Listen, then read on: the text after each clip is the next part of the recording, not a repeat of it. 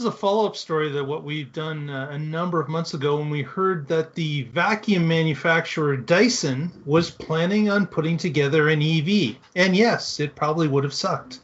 But I had to do it. Had to do it. Wait for the laugh. What has come to light is James Dyson has actually, I guess, provided some of the specs of the vehicle.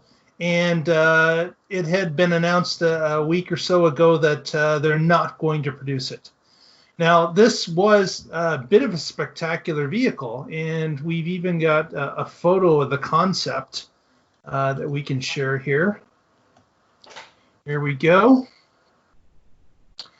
So, not a bad-looking 7-seater SUV, 3 rows. A little bit low, but of course aerodynamics with a plug-in is what they were after there. It had a 600-mile range at 70 plus miles per hour on the freeway. Wow. So this was no slouch. The car would do 0 to 62 in 4.8 seconds. It had dual motors on the axles, and the car it looked really good. It was a good-looking vehicle. Certainly the specs were good. It had a bit of a minimalistic kind of Tesla-esque interior. Looked good. There wasn't any problem with that. The real problem came when they had to, there was going to be about a $2 billion capital cost to set up the line and get this thing running. But the real problem is when they said, well, what can we sell it for and be profitable? They were going to have to sell it at about $182,000 US. So they started to look at the market. Wow. They started to look at how much the market could bear a $182,000 vehicle. And they realized that they were never going to make the money back. That vehicle was not going to be able to sustain itself with the number of people that would buy it.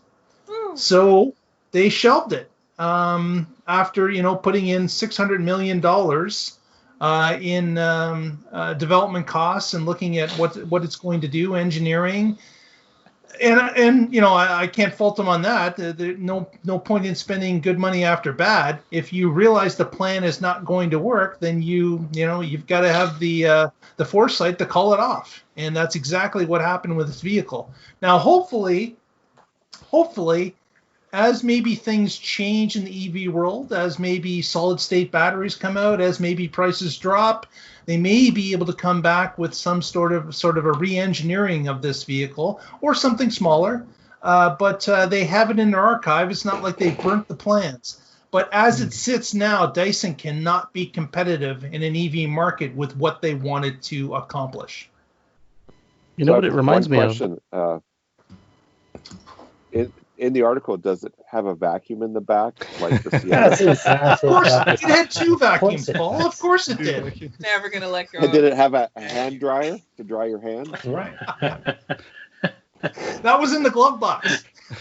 Yeah. So you know what it reminds me of is the Faraday Future FF91. It does. Both in styling and in price.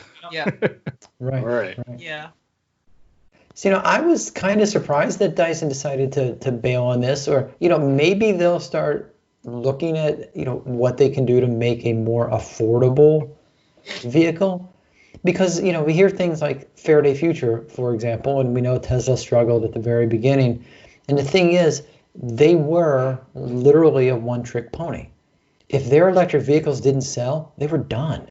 Mm-hmm. Dyson already has a global business. They already have products that are making money. This is a sidebar venture that they're doing basically, for fun. I would like to think $2 billion capital startup is probably not a sidebar to them. Well, okay, true, but if they could spend the $2 billion and spin up and make a more affordable, under $100,000 US dollars, under $75,000. Then they would start getting into the realm where they could start making that money back. That's all I'm saying is, it's not like for Dyson, it's succeed or die. Yeah, and all their stuff is already Dyson- premium priced anyway. Yes, they are. The Dyson dude, he's the richest guy in England. He's actually worth more than Branson. Yeah. Yeah. So he just paid $600 million for a hobby car for himself, essentially. Yeah. Which I am fine with. I mean, I like the looks of it. I love the stats. It would be really cool if we can have some innovation. We come could buy out it of for what they've done. $32,000. No. I don't think so. Yeah. It'll be really cool if we get some of the innovations out of it, because I think about that, a 600-mile range. Mm-hmm. That would be awesome. Or even better, Paul, maybe you do pay the $182,000, but you get 4 free with the price. Yeah.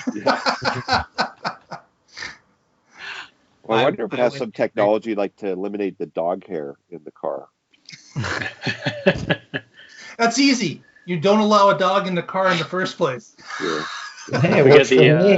the There's a curling iron in the filtration. blow dryer in the glove box. The glove box.